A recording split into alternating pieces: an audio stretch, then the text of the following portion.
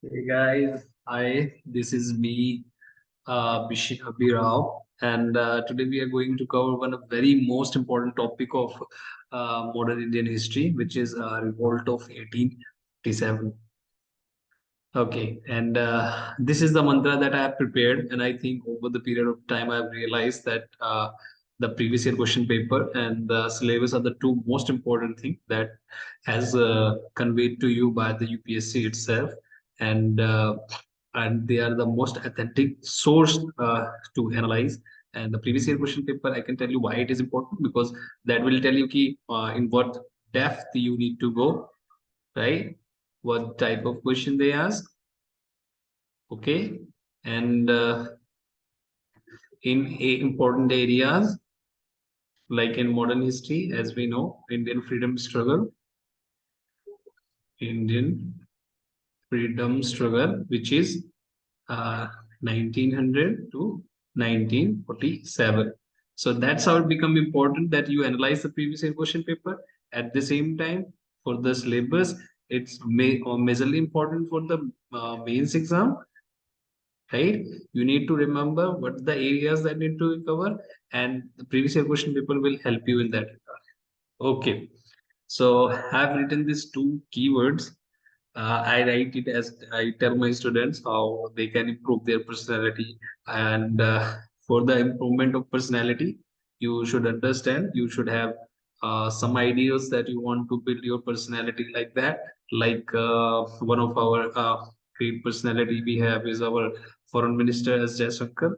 He's a very good personality. The way he talks, the communication skills, and English even, and everything is so perfect and strategically and diplomatically answers gives you precisely that what you need in a good civil servant, right? And observation is key to develop your personality. That is why I wrote this. Okay, okay. So before we start our chapter, you need to know the content of the chapter. So basically, 1857 revolt is made up of why the people revolted, which means causes, right? And the second thing is why it failed, okay? And third is significance of the revolt, why it is significant, why it was called as the first war for the independence, and how it saved the further wars, upcoming wars, right? And major major personalities, major sorry, major center and personalities like Rani Lakshmibai, Tatya Tope, Bahadur Shah, right? These are the important personalities in major center and their English counterparts as well.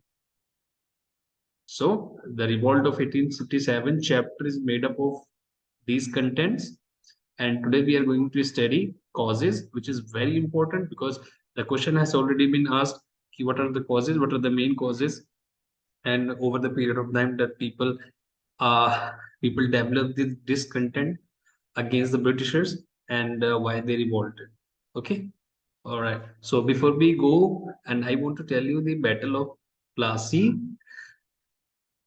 right, which took place in 1757 to 1857 revolt. Between the Battle of Plassey 1757 and 1857, there is a century. A whole century has been passed, right? Okay. So in century, it was not like that. It was the revolt of 1857 was the only revolt that took place in 100 years. No, there were hundreds of revolts. Let me tell you, hundreds of revolts that already took place, but they were less in intensity. They were small rebellions. They were localized in their nature. So that is why the civil, peasant, tribal, and which means why I've written this civils, peasant, tribal, and military, because that tells you that every section of the society has the discontent and they revolted is somewhere somehow, right? So there are hundreds of I have written few just to remind you because the next slide which tells you that the question has already been asked, that the revolt of 1857 was the culmination, the recurring of the big and small rebellions that has occurred the precedent 100 years of British rule 2016 they have asked this question, and it becomes very important that you understand that it was the discontent over the century in every sphere of their life, which is political, economical, and they're socially religious, right? Even the people who are employed and the famine, the everything that equally contributed in the discontent. They realized that it was the Britishers who are they feel most vulnerable in their Raj, right? But in the Mughals, even when you see the 1857 revolt, you will realize that when they revolted, they go back to the Bahadur Shah, the Mughal emperor, as that they declared Mughal Shah Bahadur Shah, Mughal emperor, as their emperor, right? Sorry, as their emperor, they declared as a Mughal, right? So he was a Muslim, but that is why the Hindu Muslim unity was a big factor. That mostly sepoys who were the Hindus, they revolted, they went to the Delhi and accepted Bahadur Shah as their emperor of India, right? So that is why you need to understand. So now let's go back to study what are the major causes that actually develop the discontent among the Indians and revolted against the East India Company, right? Okay, so I have categorized them, the reasons into a political, economical, religious, military, and immediate reasons, right? So let's get to the political and administrative reasons.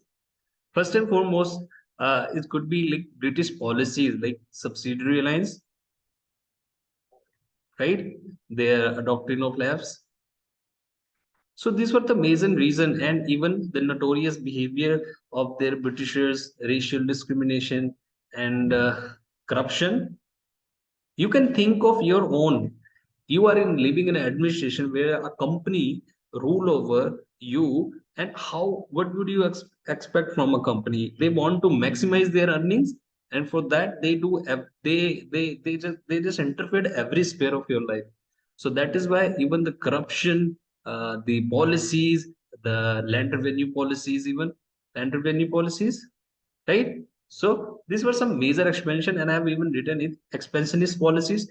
Since they were their expansion to the territories, they were gaining every territory that were coming in their way to maximize their interest.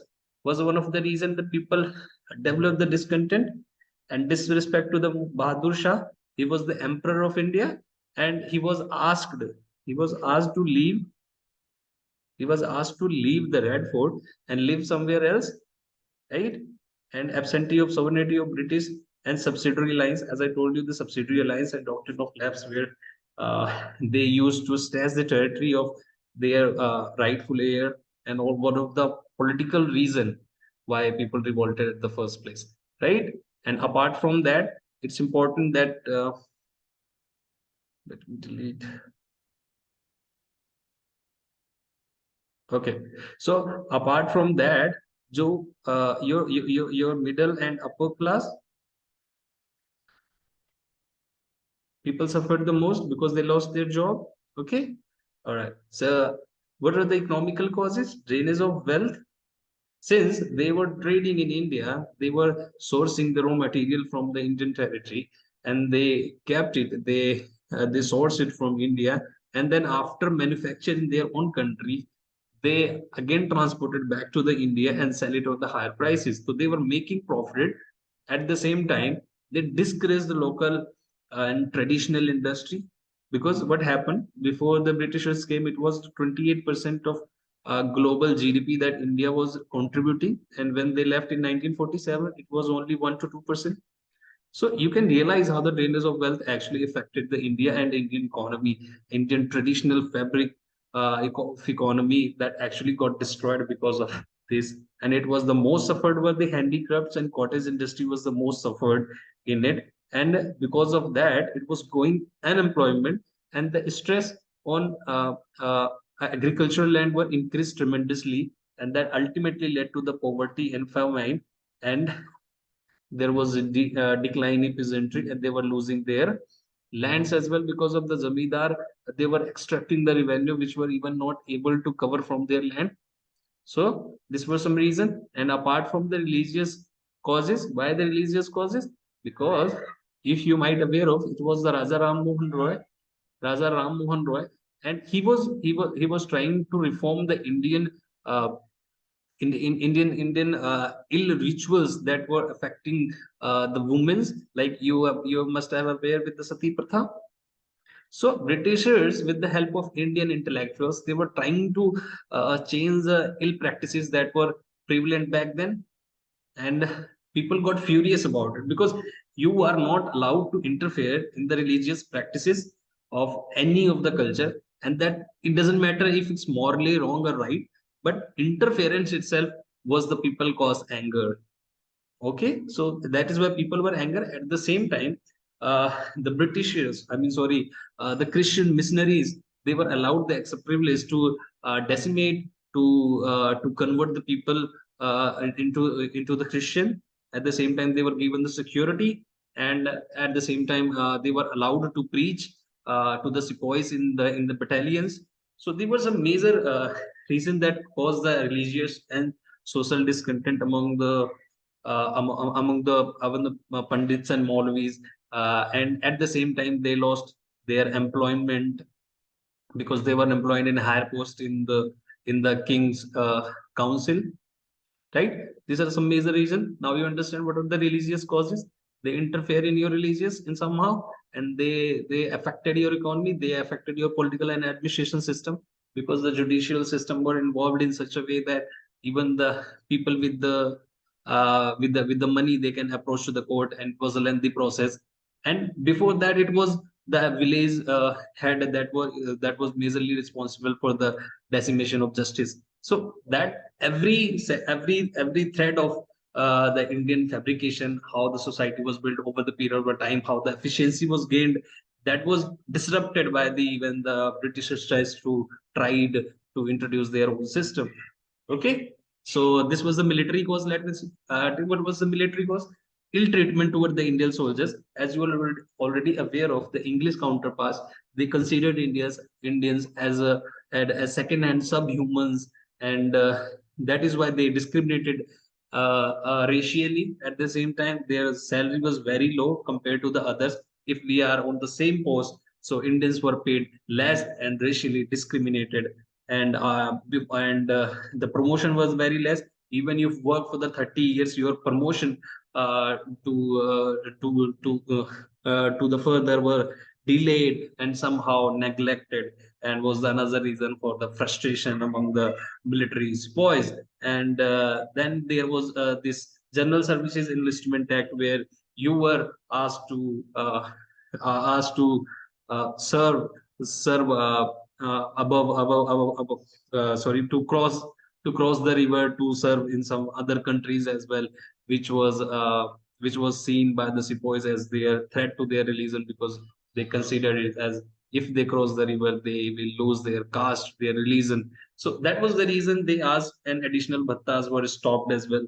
So these are the reason for the military's cause. Even before the revolt of 1857, the revolt of the Sepoy mutinies actually took place, and there were many. There were ninth cavalry. There were 22. There were 46. There were so many revolts that actually took place even before the revolt of 1857 in the military itself.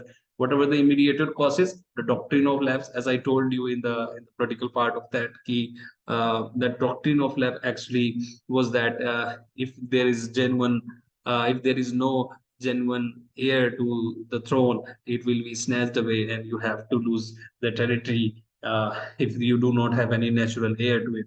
And Sepoy's mutiny, I've told you, and field writer, those cartridge, bag of pig and fat. It was the major reason. It was the one of the immediate reason that the cartridge that was introduced, and before you have to chew it off before you load into your rifle and shoot, and that was the reason. And it reportedly, and it was not even sure that it was made up of, but it was reportedly or mysterious that it was or was untrue, that pig and cow's fat was made.